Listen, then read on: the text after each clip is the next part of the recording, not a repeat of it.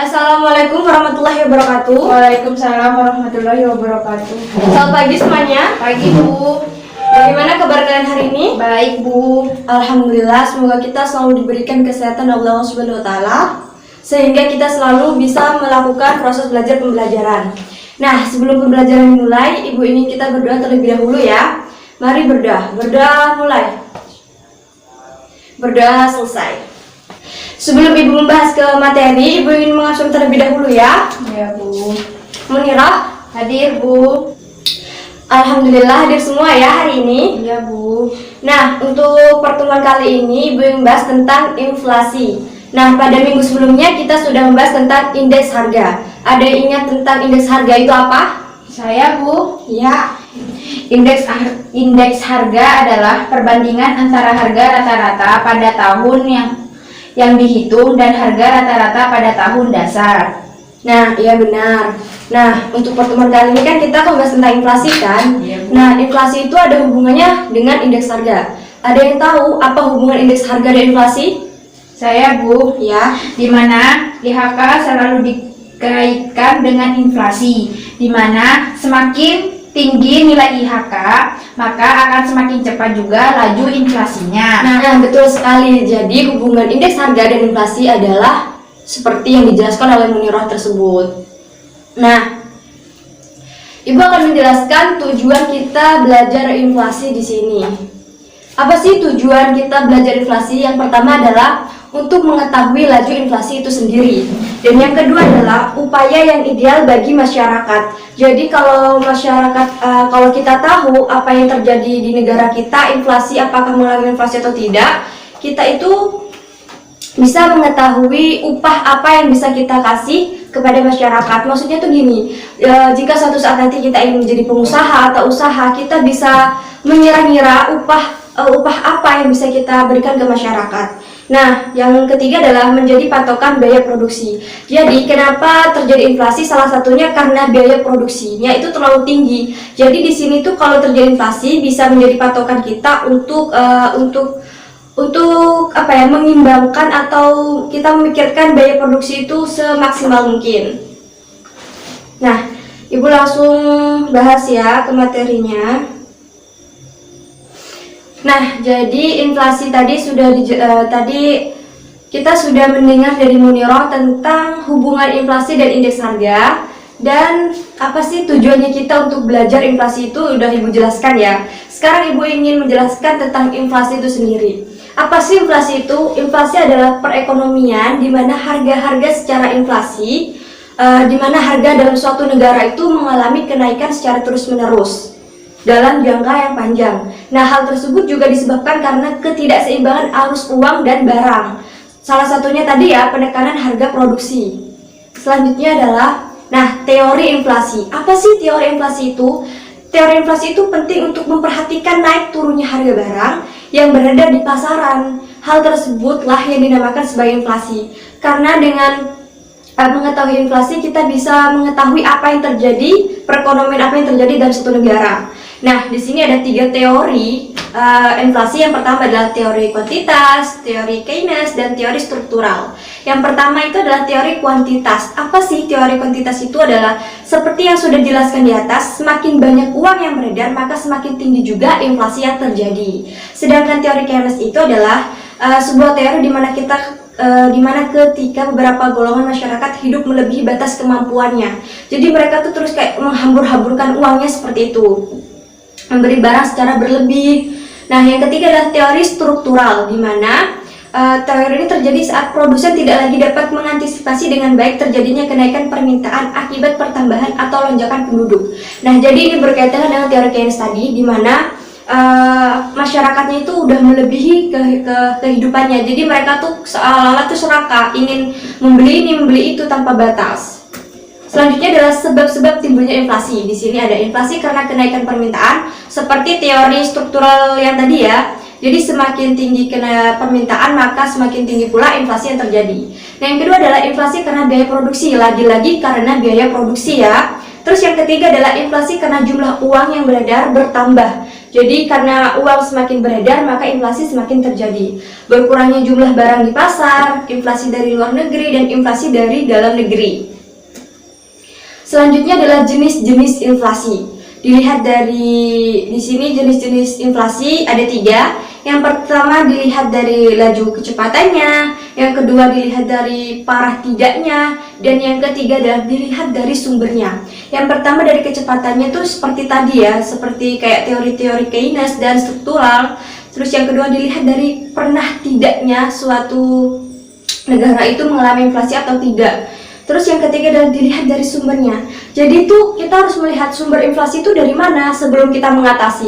Seumpamanya dari biaya produksi nih, kayak yang tadi. Nah, kita harus mencari solusinya dari biaya produksi ini terlebih dahulu. Seperti itu ya. Mungkin ada yang mau ditanyakan? Tidak, Bu. Oke, Ibu lanjut ya. Nah, yang kedua adalah cara menghitung inflasi dan laju inflasi.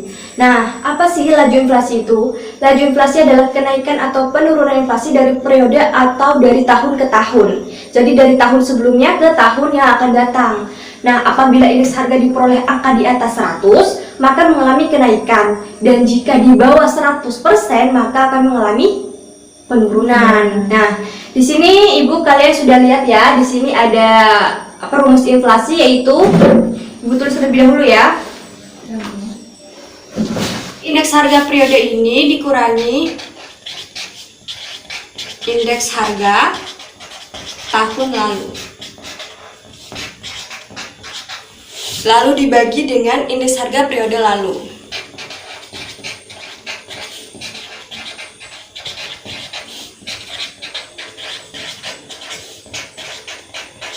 Nah, jadi ini adalah rumus inflasi. Jadi rumus inflasi adalah laju inflasi sama dengan indeks harga periode ini dikurangi indeks harga tahun lalu dibagi menjadi indeks harga periode lalu.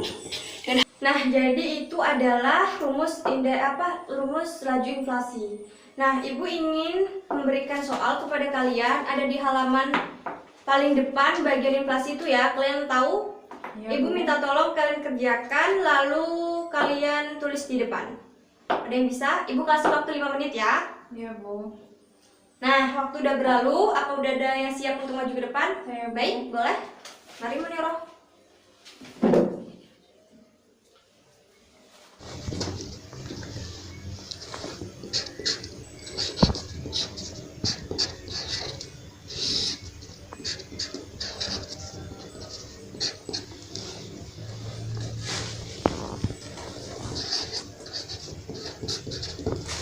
Nah, bagus.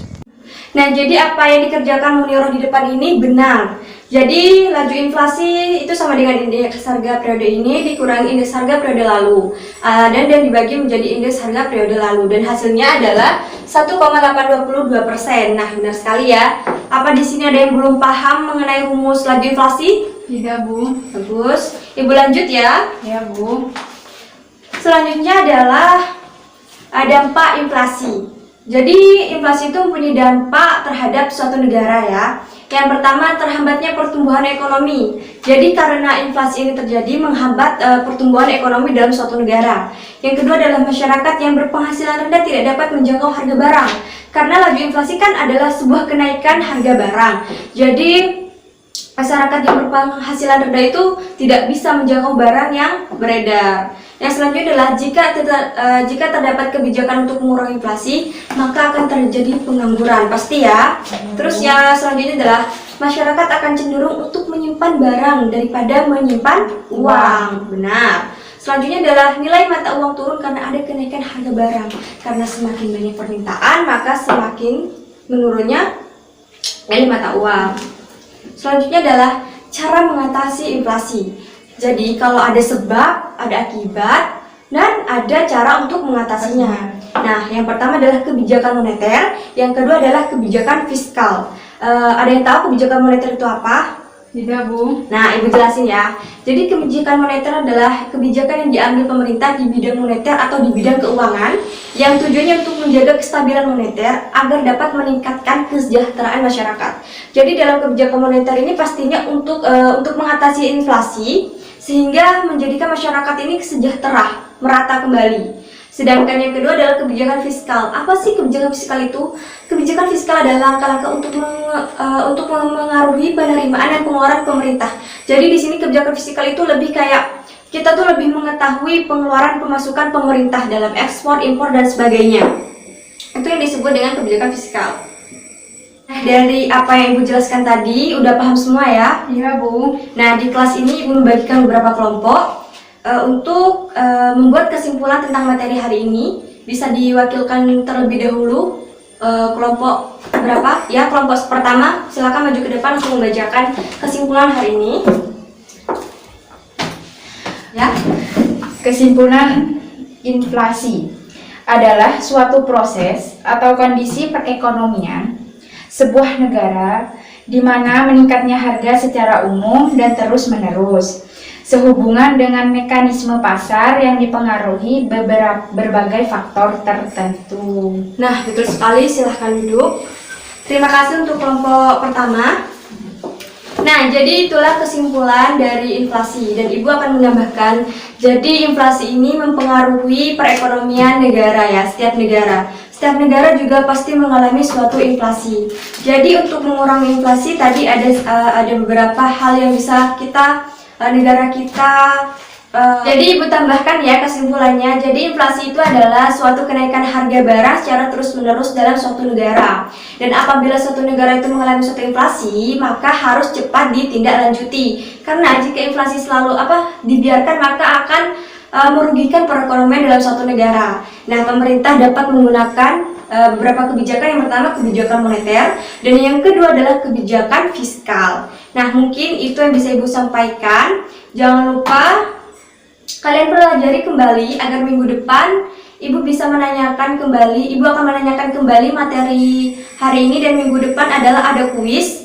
Ibu minta kalian menyiapkannya. Ibu akan memberikan reward kepada kalian yang bisa menjawab kuis tersebut. Nah, kurang lebihnya Ibu mohon maaf.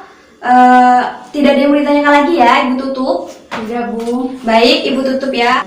Nah, sebelum pembelajaran berakhir, Ibu ingin memberi motivasi kepada kalian. Jangan mudah menyerah, jangan mudah putus asa, karena belajar adalah suatu ketidaktahuan menjadi tahu. Saat kalian belajar, kalian akan berproses dan tidak akan ada kata menyesal saat kalian belajar. Karena orang sukses itu butuh melalui proses yang panjang. Semangat terus ya. Assalamualaikum warahmatullahi wabarakatuh. Waalaikumsalam.